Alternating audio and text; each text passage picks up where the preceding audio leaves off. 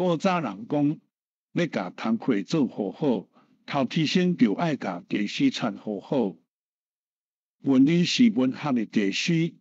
我家己想讲，文言定中是咱人未来文学好用的基石。施耐庵、周雪亭才会早到用实际行动证明，写小说好用的基石都是白话文。不过，咱即马了需要实际试验，试看卖白话文敢会当加做写歌诗好用的基石。我有信心会当用白话文写散文，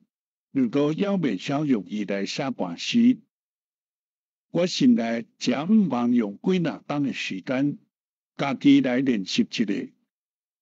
若阵经过几若冬了后，我会当用文言，也是白话文写文章、写歌诗，想要用写都用写，迄敢毋是一件真爽快的代志。我即马练习用白话写歌诗，但无啊亲像开拓一个新的文学新世界。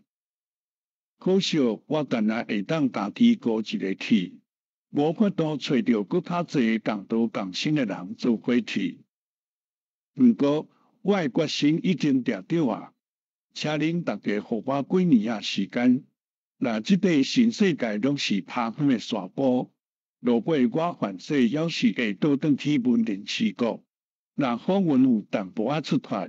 安尼等我把草市规个拢错了以后，我一定会甲大门开开，欢迎大家斗阵来遮做伙。我安尼臭屁，人讲我大死，我下句实在袂忍得少，